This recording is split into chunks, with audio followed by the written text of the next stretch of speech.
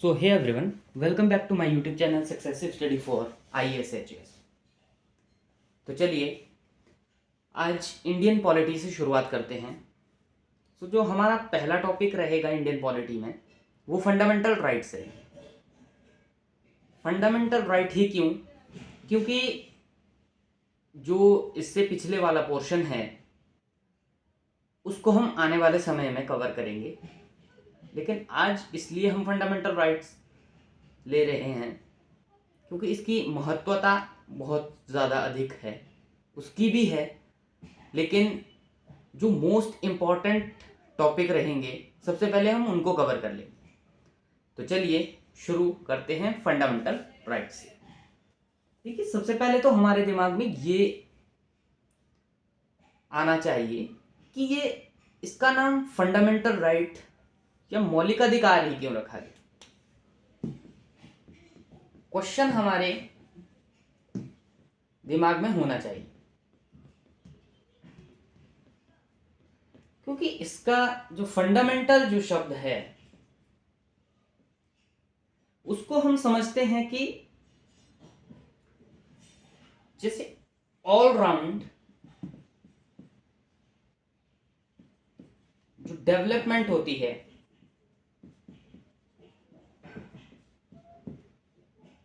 उसको फंडामेंटल कहा जाता है।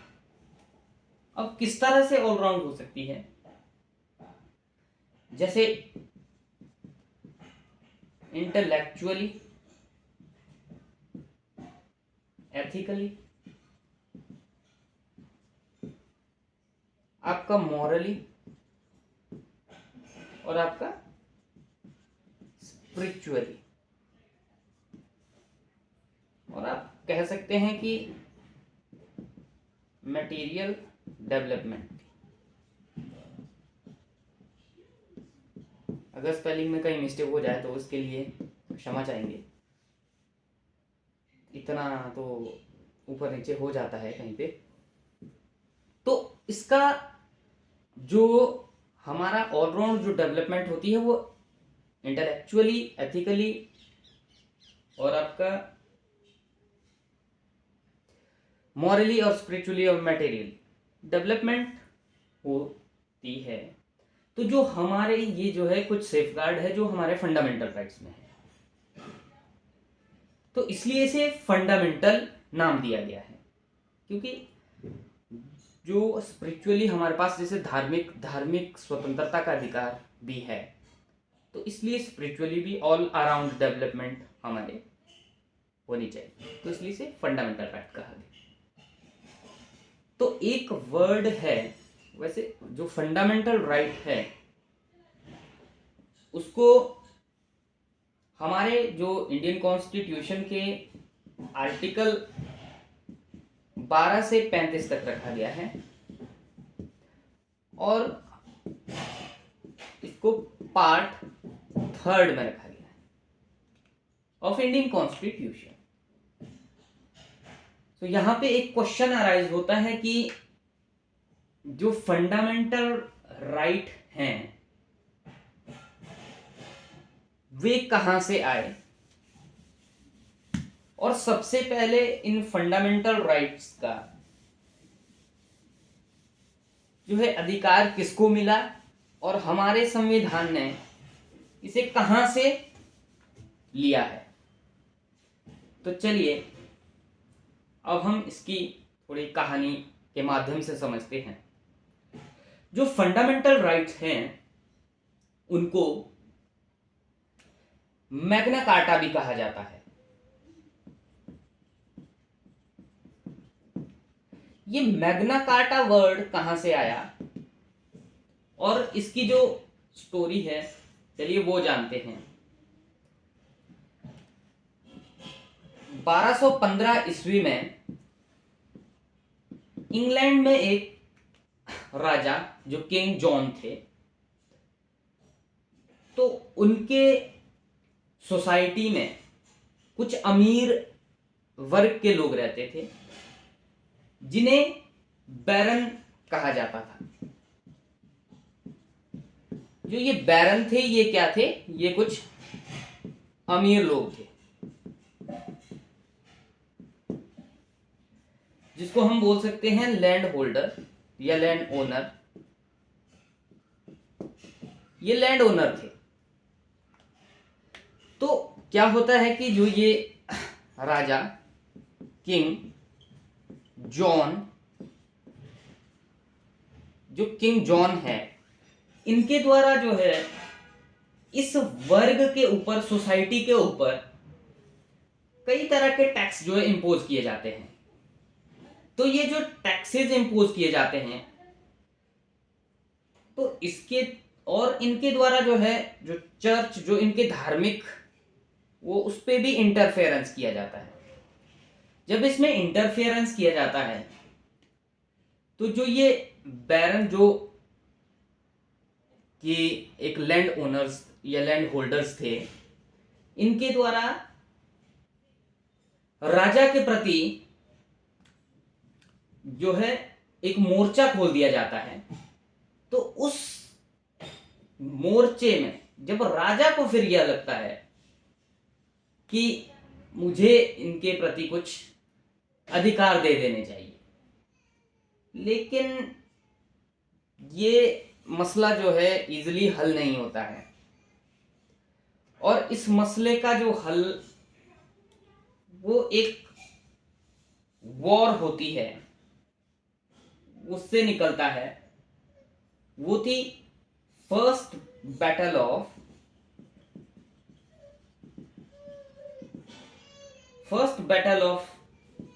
बैरन होती है। तो ये कब होती है? ये 1215 टू 1217 के बीच होती। तो इस समय जो इनके द्वारा, इसके बारे में तो हमें नहीं जानना है बहुत ज्यादा, लेकिन इतना हमें जानना है, जो ये बैटल होती है इसका परिणाम ये होता है कि राजा को प्रजा के प्रति अधिकार देने पड़ते हैं। उनके ऊपर जो टैक्सेस लगाए गए जाते थे उनको कम कर दिया जाता है, और उन जो चर्च में जो इंटरफेरेंस करते थे उसको जो है ना के बराबर कर दिया जाता है। तो इसलिए इसे मैग्ना कार्टा नाम दिया जाता है। तो ये जो मैग्ना कार्टा है, तो फर्स्ट टाइम जो फर्स्ट मैग्ना कार्टा जो दिया गया था वो इंग्लिश देश में, इंग्लैंड में ही ये दिया गया था 1215 ईस्वी में। तो ये स्टोरी है इसकी। तो इसके बाद क्या होता है? इसके बाद जब भी किसी देश को राइट मिलते हैं, वो भी जो पहली बार राइट्स होते हैं, तो उनको मैग्ना कार्टा कहा जाता है। तो इंडियन कॉन्स्टिट्यूशन में जो फंडामेंटल राइट्स हैं, इसलिए इन्हें मैग्ना कार्टा कहा जाता है। और जो हमने ये फंडामेंटल राइट्स हैं, जो एफआर, जो फंडामेंटल राइट्स हैं, ये हमने यूएसए के संविधान से लिए हैं। तो यूएसए में जो फंडामेंटल राइट्स है, वहां से बिल्स ऑफ राइट कहा जाता है। तो ये यूएसए के फंडामेंटल राइट्स है। तो ये भी जानना हमारे लिए बहुत इंपॉर्टेंट है। तो चलिए, जो ये फंडामेंटल राइट हैं, ये कितने प्रकार के हैं और इसके बारे में हम थोड़ा ब्रीफली जानेंगे, फिर हम इसके डिटेल में एक एक करके जानेंगे। तो ओरिजिनली जो हमारे पास फंडामेंटल राइट्स थे हमारे जो कॉन्स्टिट्यूशन में, वे 7 थे। तो इन 7 में जो नंबर 1 पे था, वो था राइट टू इक्वालिटी। ये 14 टू 18 आर्टिकल के अंदर कथ है। Second one is right to freedom. ये हमारे 19 से लेके 22 तक हैं। और तीसरे नंबर पे आता है राइट टू एक्सप्लॉयटेशन। ये हमारा 23 और 24 में कहा गया है आर्टिकल में। और fourth one is right to freedom of religion. तो इसके बारे में 25 से 28 के बीच कहा गया है। और जो हमारा पांचवा राइट है, right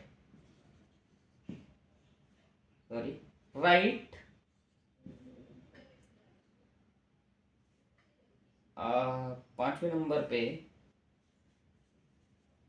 cultural and educational rights हैं। तो इसको 29 और 30 में रखा गया है। और जो हमारे छठे नंबर पे है राइट टू प्रॉपर्टी, इसको आर्टिकल 31 में। और जो 7th राइट है वो था राइट टू कॉन्स्टिट्यूशनल रेमेडी, ये आर्टिकल 32 में। तो इस तरह से पहले ओरिजिनली जो कॉन्स्टिट्यूशन बना था उसमें 7 तरह के जो फंडामेंटल राइट्स है, right to equality, right to freedom, right to exploitation, right to freedom और religion, cultural and educational rights, and right to property, and right to constitutional remedies. तो जो ये राइट टू प्रॉपर्टी था, चलिए मैं यहाँ पे थोड़ा इसे मिटा देता हूं, थोड़ा हम इसको समझेंगे।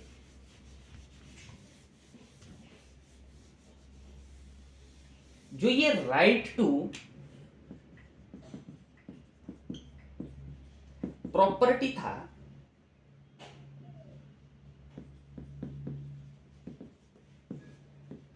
ये पहले आर्टिकल 31 में था। तो इसको जो है 44th अमेंडमेंट जो एक्ट आया था 1978 में, इसके द्वारा जो है इसे खत्म कर दिया गया था यहां से। और इसका जो अब प्रावधान है वो पार्ट 12 में 300A, आर्टिकल 300A में अब इसको रखा गया है। तो ये अब जो है एक फंडामेंटल राइट्स नहीं है। सबसे पहले तो ये जानना है कि right to property is a fundamental rights. तो अब आपको क्लियर हो गया होगा कि राइट टू प्रॉपर्टी को जो है हमने हटा दिया था 44th अमेंडमेंट एक्ट 1978 में। तो यह अब एक जो है फंडामेंटल राइट्स नहीं है। तो ये क्या है? ये एक लीगल राइट्स है। तो ये क्या है? लीगल राइट्स है, जो कहां पे है? Part 12 article 300A। तो चलिए अब हम थोड़ा फीचर के बारे में समझते हैं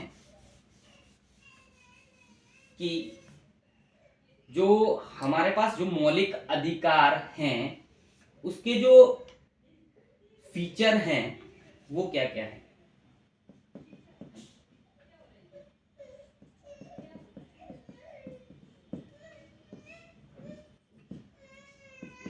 फंडामेंटल राइट्स। तो सबसे पहले हमने ये समझा कि कुछ जो राइट्स हैं वो ओनली सिटीजन के लिए है और कुछ फॉरेनर के लिए और कुछ जो है जैसे कंपनी हो गई उनके लिए। तो इस तरह से जो है फीचर में कुछ बताया गया है। और ये जो फंडामेंटल राइट्स हैं ये एब्सोल्यूट नहीं है।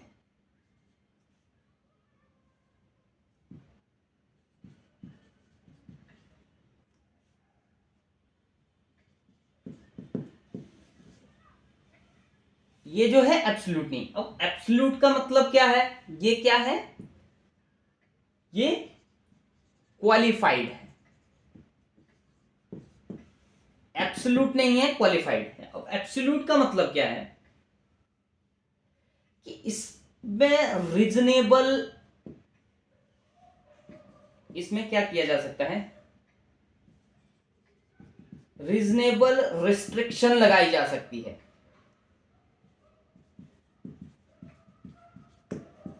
इसमें रीजनेबल रिस्ट्रिक्शन लगाई जा सकती है। जैसे अब रीजनेबल रिस्ट्रिक्शन में क्या क्या हो सकता है, जैसे मान लीजिए पब्लिक इंटरेस्ट की कोई चीजें हो गई, वो जैसे unity and integrity of Nations हो गया, ऑफ इंडिया हो गया। तो इस तरह की जो है कुछ रीजनेबल रिस्ट्रिक्शन हो सकती है। और इन रीजनेबल रिस्ट्रिक्शन को कौन डिसाइड करेगा, तो इसका डिसाइड करने वाला हमारा कोर्ट है कि क्या क्या रिस्ट्रिक्शन हो सकती है। तो फिर जो ये फंडामेंटल राइट्स हैं, तो इनको जो है आप क्लेम नहीं कर सकते कि इसमें कुछ रीजनेबल रिस्ट्रिक्शन लगाई जा सकती है।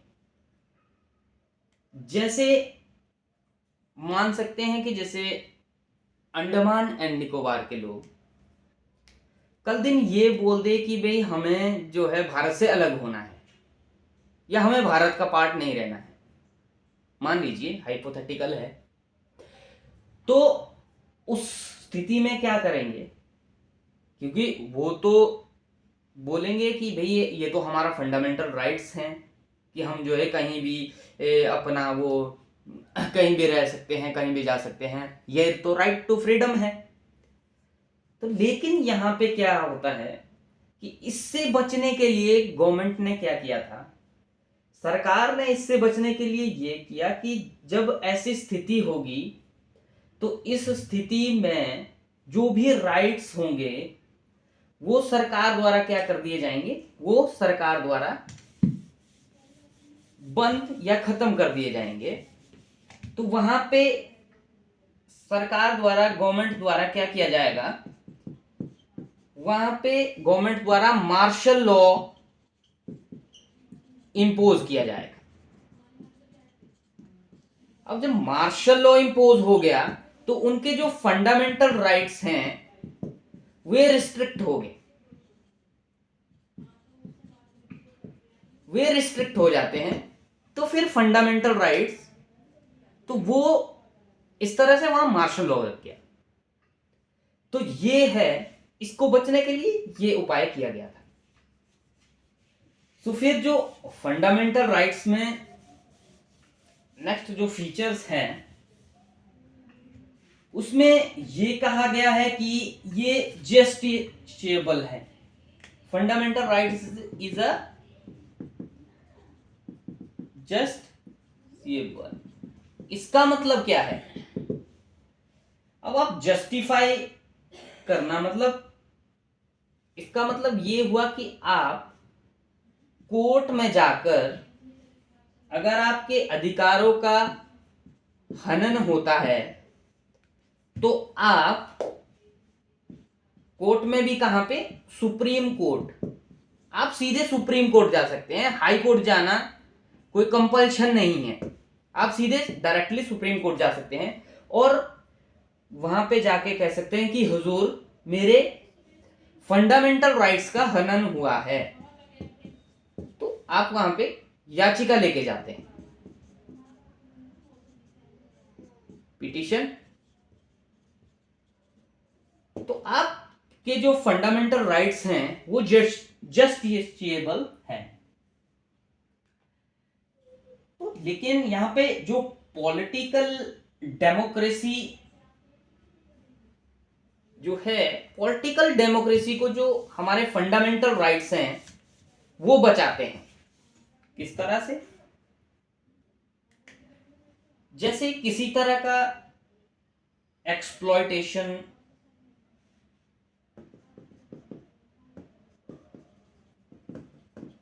एक्सप्लॉयटेटिव रूल हो या कोई टोटलिटेरियन रूल हो, उससे जो है ये क्या करते हैं, ये बचाते हैं, तो उसको पॉलिटिकल डेमोक्रेसी कहा जाता है। तो ये इनका काम होता है फंडामेंटल राइट्स का। फिर उसके बाद जो फंडामेंटल राइट्स हैं, ये हमारे देश के लोगों को लिबर्टी देते हैं, लेकिन जो कुछ फंडामेंटल राइट्स हैं उसमें हम कह सकते हैं कि कुछ फंडामेंटल राइट्स जो हैं वो नेगेटिव है और कुछ फंडामेंटल राइट्स जो हैं वो पॉजिटिव है। अब ये नेगेटिव और पॉजिटिव का फंडा क्या है, इसके बारे में थोड़ा सा हम जान लेते हैं। जो ये पॉजिटिव है, ये लोगों के लिए पॉजिटिव है। जैसे जो सिटीजन है उनके लिए जो है ये पॉजिटिव है, और सरकार के लिए, जो गवर्नमेंट ऑफ इंडिया है उनके लिए ये नेगेटिव है। उनको रिस्ट्रिक्ट करते हैं कि आप इस तरह का काम नहीं करेंगे। ये जो है सरकार के जो एग्जीक्यूटिव जो ऑर्डर्स होते हैं, रूल रेगुलेशंस होते हैं, उस पे ये रिस्ट्रिक्ट करते हैं। तो ये रिस्ट्रिक्शन लगाने का काम क्या करते हैं ये, इसलिए इन्हें नेगेटिव कहा गया है। और जो ये पॉजिटिव है, तो इसके लिए यहां पे ऑल के लिए होगा, सिटीजन तो है ही है, ऑल पीपल भी होंगे। तो ये भारत के जो सिटीजन हैं उनके लिए कुछ स्पेशल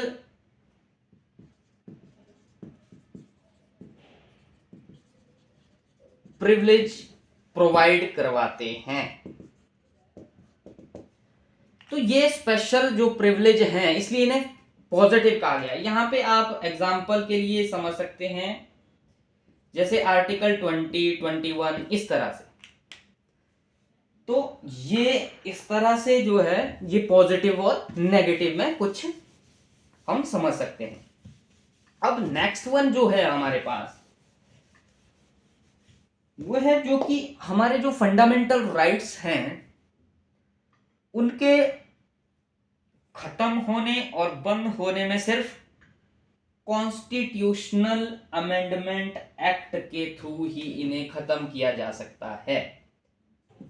फंडामेंटल राइट को अगर खत्म करना है तो इनको कॉन्स्टिट्यूशनल अमेंडमेंट एक्ट के थ्रू ही इनको खत्म किया जा सकता है, वो भी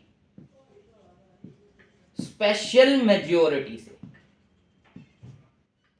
स्पेशल मेजोरिटी से जो इन्हें खत्म किया जा सकता है या इन पे रिस्ट्रिक्शन लगाई जा सकती है। तो जैसे, लेकिन इसमें एक यहां पे टेक्निकल जो क्रिंज है वो ये है कि इसके बेसिक स्ट्रक्चर को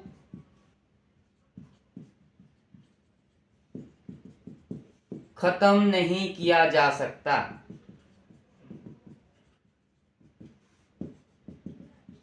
ये बहुत इंपॉर्टेंट है जो ये बेसिक स्ट्रक्चर है। ये बेसिक स्ट्रक्चर कब आया था, ये सबसे पहले केशवानंद भारती केस, केबीसी, सबने पढ़ा होगा, बहुत इंपॉर्टेंट है, डेट याद रख लेना, 24 अप्रैल 1973। ये बहुत बड़ा दिन था इंडियन कॉन्स्टिट्यूशन के हिसाब से, इंडियन के हिसाब से। तो इस दिन के बाद क्या होता है कि जो बेसिक स्ट्रक्चर है, इसको हम आगे डिटेल में पढ़ेंगे, ये बहुत बड़ा कंसेप्ट है, तो इसको डिटेल में जानना बहुत जरूरी है। तो बेसिक स्ट्रक्चर को छेड़े बिना आप कॉन्स्टिट्यूशनल जो हमारे फंडामेंटल राइट्स हैं उसमें आप अमेंडमेंट कर सकते हैं, लेकिन बेसिक स्ट्रक्चर का ध्यान रखना होगा। तो ये एक बहुत इंपॉर्टेंट बात थी। तो आगे जो हमारे ये फंडामेंटल राइट्स हैं, इसको जब नेशनल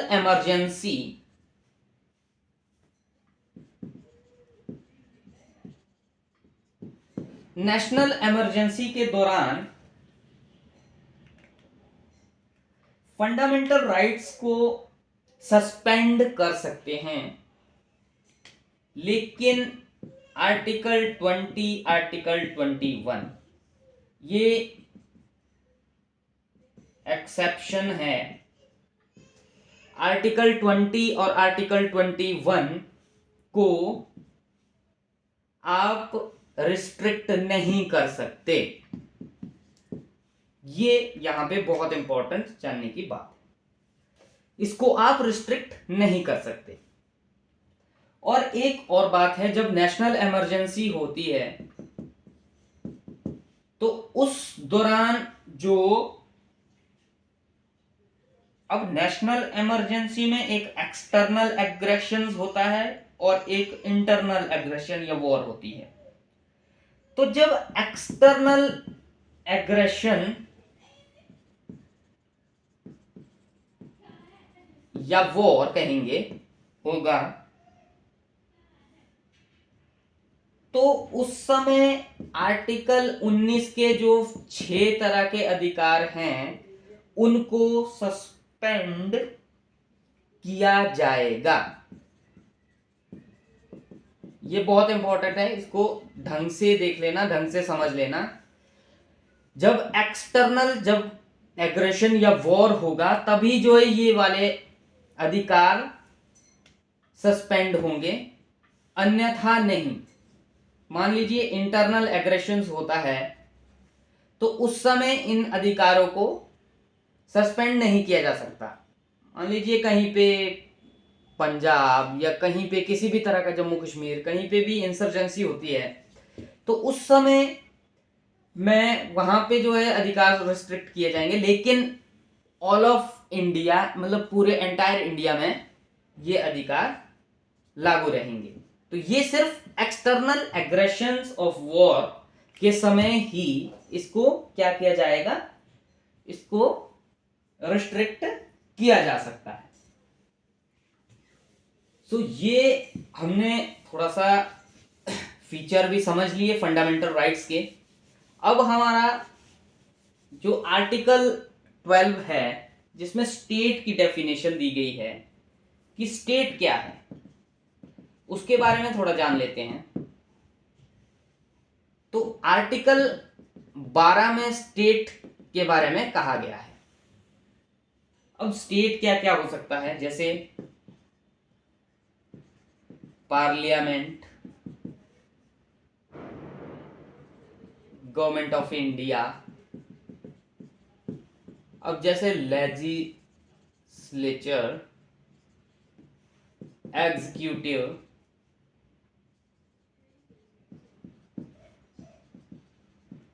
ऑल ऑर्गन्स, स्टेट के ऑल ऑर्गन्स, जैसे यही है आपका स्टेट लेजिस्लेटिव या स्टेट एग्जीक्यूटिव, ये सभी जो है क्या है, ये स्टेट का पार्ट है।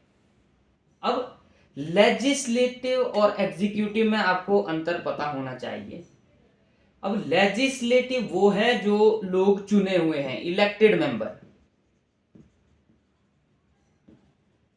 जो इलेक्टेड मेंबर है वो क्या है, जैसे इसमें राज्यसभा में, लोकसभा में जो इलेक्टेड पर्सन है वो क्या है, वो लेजिस्लेटिव है। अब एग्जीक्यूटिव का मतलब है जैसे प्रेसिडेंट है, आपके काउंसिल ऑफ मिनिस्टर हो गया,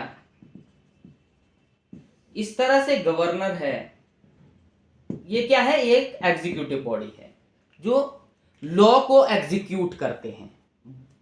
लॉ किसके द्वारा बनाया जाता है, लेजिस्लेटिव के द्वारा, और उसको एग्जीक्यूट करने का काम किसका है, एग्जीक्यूटिव का।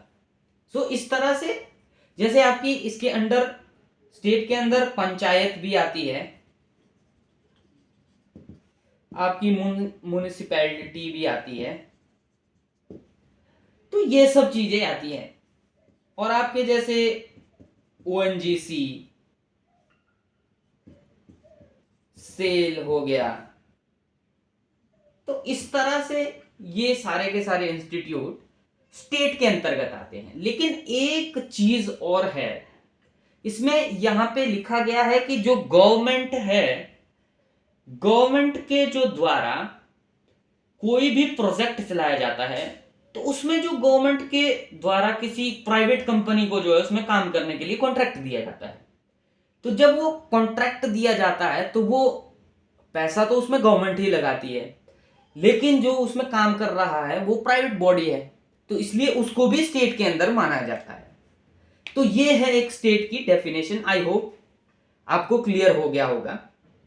सो आज की क्लास में हम यहीं तक जानेंगे। तो कल से हम नेक्स्ट आर्टिकल 13, 14 और 20 तक 90 तक जो है हम इसको आने वाली वीडियो में जानेंगे। सो चलिए, हमारे चैनल को सब्सक्राइब, लाइक करना ना भूले। आप कमेंट भी कर सकते हैं कि आपको किस तरह से हमारा लेक्चर लगा और क्या क्या इसमें इम्प्रूवमेंट होनी चाहिए या किस तरह से होनी चाहिए। सो धन्यवाद।